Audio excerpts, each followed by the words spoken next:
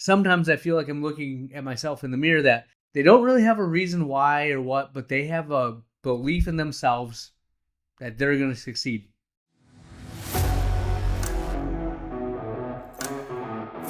All right, my friends, the Ultimate OD Podcast.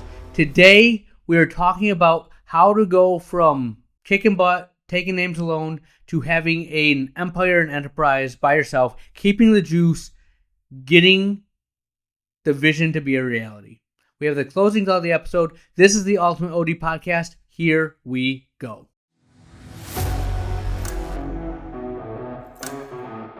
All right, my friends, the Ultimate OD Podcast. Thank you for tuning in, listening, the likes, all the follows that we have. I really appreciate it. I love talking to you guys about optometry. I love this business that we're in. This episode is going to be another way to give you juice. I have been fired up, energized, and just excited more than usual. I've seen the most growth out of the office. I think we had our best month ever in July. And the vision is happening. I'm very, very pumped. And I took a minute to look back and see what is different. Why does it seem like I'm hitting a new high point, right? The ceiling keeps rising. Well, the foundation of this growth is in the statement, if you want to go fast, go alone. If you want to go far, go together. And I started this practice cold in 2011. I was very ignorant in what it took to start cold, but also very determined. I was not going to fail. I had so much energy and juice, and I took it from cold start, didn't even exist, and I think my last year by myself, I was at 1.2, 1.3 million as a gross. So just telling you the amount of production I was doing. Now, when I did that, I was doing whatever it took to get a patient in the door. And I was straight a volume practice. Okay. It was how many people can I get in, get them out, and rinse and repeat. And it was tiring. It was burning me out a little bit. I'd hit points of like, hey, how much do I want to see? Do I want to grow? What's this? Eventually, I made the decision that we needed to go to a bigger spot. We were just outgrowing that, and I was literally burning myself out. One of the things that I was thinking about today as I was driving on the road with my family is that a lot of people they say they have a business, and I agree. I was one of those people, but I never really saw it as a business because if I didn't work, I didn't get paid. We'd have a random contact lens order or someone would buy glasses, but it wasn't enough to live off of, right? So when someone says they have a business, my new thinking is, when you're not there, how does a business run? And if the answer is it doesn't, this is no knock on you or anyone else, but you have a really high paying, a really good job, right? And that's what I was. And I really wanted to get to a point where the business could make money when I wasn't there. So I started investing in growth, whatever I could do, and just adding pieces of the puzzle here, there. Eventually formulated a vision. But one of the things I did to get that vision was surrounding myself with stronger people, right? I had, when COVID hit, I got a group of my ICO graduates that are in private practice, started talking to them more. I'm like, hey, this is really cool. Can bounce ideas off of them. I was fortunate enough to get into P3, which if you're interested in P3, hit me up, talk to me. I think it's, like I said, as I'm saying in this podcast, one of the biggest reasons why I've succeeded, because I got around a group of people that were in similar situations, but were still trying to get better. And my group is amazing. I love talking to them. We bounce ideas off each other's heads. I think they've made me a better doctor. But also, I've been around my group leader, Julie Helmus. She's amazing. She's done amazing things. And then through the group, I've been around people that are even bigger than me, multiple doors, multiple offices. And I've got to pick their brains, and it's just a different mindset. And when you start putting yourself in that room, your perspective switches and changes. Okay. When I go to meetings, I hear people talking about, you know, Costco or glasses and contact sales. And it's really cool. I get it because I was there.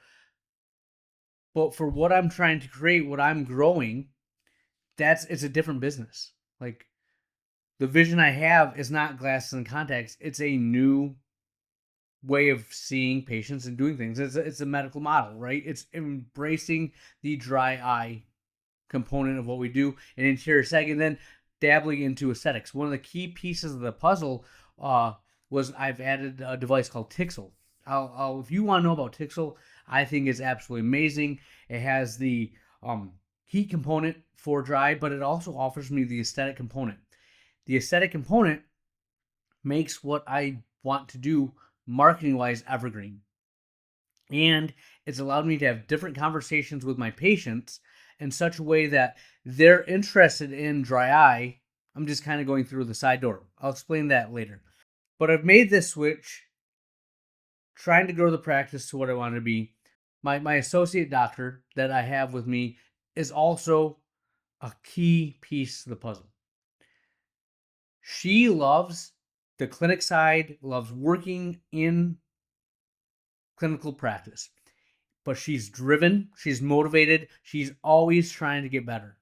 And when I had my first conversation with her, I mean, we just two peas in a pod. We could talk for hours. It was a great match. When I got her into the office, we went to a new office, new location. We had to ride the wave, kind of figure out how to work together. I was figuring out that, but to her credit, she trusted me, never gave up. And if I give myself credit, I've constantly been adjusting to the feedback that she gives me. We, as a team, had our best month ever. I have stepped back, down scheduled to give a better patient care experience. She is down scheduled to give a better patient care experience. So less people are available to be on the schedule, but we've done more revenue than we've ever had in our life. It's finding that sweet spot of what is necessary to deliver the care that you want. But I keep pushing the envelope because she wants to grow. I told her I want to grow. I mean, I built the office. I put that dry eye center on the building, right? Not a cheap sign. I made a website for it. I had the infrastructure. I had the vision, right? But I, by myself, could not do what I'm doing because I was telling her this today. I love that with you here, I love doing the dry eye. I love the interior seg. I could do that. But I have to take a little step back and I'm managing the office. I'm putting the protocols into place. I'm getting the staff on board. I'm making the changes in the business. And to her credit, she trusts me. She's letting it happen. She's going with it. But I know that the devices are going to be used, that she's going to be taking care of the patients. I am doing it just at the same level, but that has given me energy and juice because we are going here together. I'm hiring another doctor. It's been really interesting to talk to these kids coming out of school because some of them are more laid back and chill. They want a lifestyle. They like the job, which is great. Some of them are somewhat motivated, but a different area of focus than what my associate, enjoy. And what I've seen is that people will drive 2 hours to our office because I've seen them for years and they're seeing the other doctor. That's one of the best compliments I can get because it says that they trust our brand. That they know whatever doctor is in our office is going to deliver the same quality of care that I've been giving for the past decade. That the staff is operating in that same manner. That's what I want. And that's what I want across my brand. So now, as I'm going through and hiring, I have a little bit of wisdom, a little bit of experience. And I know why we are so successful now. I want to hire someone that also has that energy, that has that passion. And as I talk to the other doctors, There's a few of them, good conversations. I thought they would be a great fit initially, but then I have a conversation with one or two of them, and I get juice energy. I'm like, that's a dog. They want to work, they want to grind, they have juice energy, and I know by bringing them onto my team, I'm going to stay motivated. I'm going to stay energetic. I'm going to keep pushing the envelope. I think I would be doing that regardless. I know I would. However, when I have other people on board that have the same juice and energy, I go at warp speed. I know it's if you want to go fast, go solo, but I'm going faster and further with the right environment around me. Move that to the staffing that I've started to hire. I've always been with the mindset that I have a hole, find a person that I think can do the job and put them in there. But when I've done that, they've been limited. Their ceiling is basically where it's at. There's no room for growth. The people that are leaders, the A players, are looking at the B and C players, and they're like, this is a lot for me. And it's not a great environment. I've upped the wage. I've had a specific job description in mind, what I want them to do. And I've started bringing some of these players on from the get-go, and it's a night and day difference. They learn faster. They have more ambition. And I already can see how they're going to help me grow. So to have juice and energy, you need to surround yourself with other great doctors, with other great associates, with great staff members that see your vision and it gives them juice and energy, right? I know I talk about the vision a lot, but the vision works when you are surrounded by people that also see it. When I go over hiring interviews now with staff, other doctors, I read my core values. And that is like, it's honestly like a 10-15 minute conversation about what I stand for, what I expect, and what is going to be done. And you'll see people that see it and they're like, they just give a look like, this is not me. Like, I just want a job and I want to be able to go and be with my kids at night. Like, if they have track meets or not, I don't, I want to go and be with them. I get it. Awesome. I want to be with my family too. But the people I want to hire right now, I want to have that energy. When I'm talking to other doctors, do you want to grow? Do you want to be better? And sometimes I feel like I'm looking at myself in the mirror that they don't really have a reason why or what, but they have a belief in themselves that they're going to succeed. Current doctor I have right now never once doubted herself. Now, we had some roller coaster bumps along the way, and that's where we're a team. We pick each other up, help each other out. But at no point, she bet on herself. And I'm like, I'll bet on you if you're going to bet on yourself. When I look at these other doctors, if they think they can hang, I believe in them, right? I always use the phrase, a shark can swim at birth, right? If you have it, you have it. Now, we can polish it up. I can show you the ropes. But that belief in yourself that you're going to get it done, those are the people I want on my team. Now, this is me specifically. You may have a different view, different goals. Surround yourself with those people, right? Be around the people that you want to be. I saw that. I think Steve Harvey said this. He's like, look at your boss and look at the house they live in. Look at the stuff they do. Is that a house you want to be in? Is that a life you want? Because you're never going to get better than that if you're working for someone, right? That same mentality is when I go around the people, the other groups that I'm going to spend time with, like, my time is precious. I have 4 kids, wife, they're young, have the business. I want to spend time with my family and I want to go to work, right? I love what I do. I love my family. If I'm going to go and spend time with other people, I want that to have value, right? I want to be around people that are aspiring to do more in this world. That is fun and energetic for me. I have a lot of friends that I go and talk to, and still cool. But if they're not hungry, if they're not ambitious, if they're not chasing their dreams still, there's not a lot to talk about. It's a different mentality, different world. You know what I mean? And I don't say this to be arrogant. I don't say this to be flippant. I don't say this to downgrade any other lifestyle. I get it. My family's my world. If you are like, I work to be with my family, I 100% there. I feel like I work to do what I want to do with my family. The difference between me and the guy that likes to go golfing, the guy that likes to go hunting, the guy that buys boats or cars, is that we're all spending money, right? It just happens that the things that I'm spending money on are for the business. And I can justify that. But at the end of the day, that's what my passion is. That's what I love to do. And that's where I invest the money. My wife is on board with that. Like the things I bought, the office that we have, we could have done a lot of other things, had a lot of vacations, a lot of different cars if that was our priority, but we don't. We like building the business. She's part of the team. Surround yourself with people that see your vision. Spouse is no different, right? You got to complement each other. You got to help each other's dreams happen, right? You're going to help them out just as much as they're going to help you out. But that's what I've noticed about this past season is I've started to put people in place that are ambitious, that have goals, that love to grow.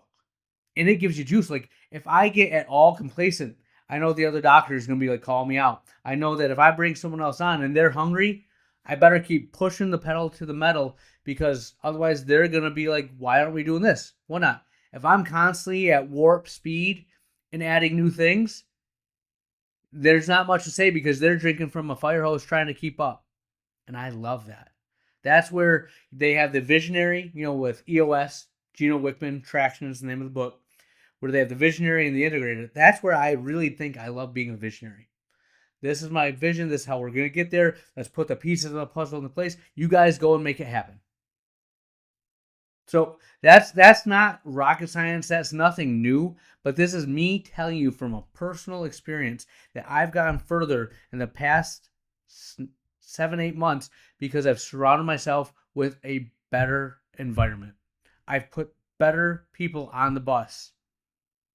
And I've only done that because I've had a better vision for where I want to go. Right? So that's something that I think you guys should do. That's why I love this podcast. Reach out to me. If you want to know about P3, interested in stuff about Tixel, or how I built the Dry Eye Center, what my vision for that is, hit me up. I want to give you advice. I want you to, a rising tide raises all ships. I'm not afraid to tell you exactly what I'm doing. That's why I do it on the podcast, because if you're not authentically passionate about it, it's not going to work. And there's very few people that really love it to the same extent. They say they do, but when they get bored, when they get tired, revert back to me or find the next new shiny object. That's what I got. We'll have more for you next week. All right, where has the time gone? We are to the closing thought of the episode, and I will leave you with 2 quotes today. Yes, 2. One of them, this first one, I think actually fits the podcast more, but I just like the second one, and it might be completely counterintuitive to what the podcast is. But we'll start with the one that matches. As people get older, me, I'm 42, been graduated since 2011, so 14 years, their spirit starts to die. Bummer. They get a bit too comfortable, they settle, they gain weight, they stop trying new things, they start saying that things just are the way they are. There can be some wisdom in that, but usually there isn't. Usually people just let their standards fall and they and the world suffer for it. Don't be one of them. That's like the heart and soul of what I just talked about. Like, I am not a person that's going to be complacent or happy with the status quo. Now, I'll tell you, from years 10 to probably 13, I don't think I was complacent. I just didn't know where to go. I didn't know how to get better. I didn't have people around me that were pushing the envelope. I didn't know what was possible until I got into a better, bigger pond. Okay? So that, I think, is the heart of this. Now, this next one, let's read it and let's break it down. People only root for others at 2 times. First, when they're at the beginning of the race. Second, when they finish. Neither is when you need it. So you have to master the middle. The boring, exhausting, soul-crushing middle. That's where winning happens. On your own. Hormozy said that. All right. So that's counterproductive to what I just said. If you want to go fast, go solo. If you want others, or if you want to go far, go together. I think I felt that second quote a lot. And I think that's because I wasn't surrounding myself with people that had ambition, that wanted to be more. The athlete doesn't criticize the person that's starting to run. The, bodybuilder doesn't criticize you for going to the gym, right? The people that are where you want to be are never looking down and crapping on the people below them. It's the people that aren't where you're going or that are at the same level that will be like crabs in a bucket trying to pull and hold you back. When you have ambition, if you want to do big things, like, you'll see people just don't tell you and do it in private, that's garbage. If you can't tell someone your hopes and dreams for fear that they're going to hold you back, you're around the wrong people. I think everything that quote is the environment that you're in. Now, I think there's going to be a majority of people that are, cheering at the beginning and cheering at the end, but they aren't there for you in the middle. But there's a select few of people that will be with you and help guide you through that. Usually they're a step or two ahead because those people get it. They've lived it. They want to help you be where they are because they know that even though you look up to them like they got it, they're in the messy middle themselves. They're still trying to get better. The best doctors I know are going to the same classes, listening to the same lectures, doing the same thing, looking for that 1% increase. And those are the people I want to hang out with. Those are the people I want to surround myself with. Those are the people that will be with you when times are tough. That's what I have for you. Dr. Lily out.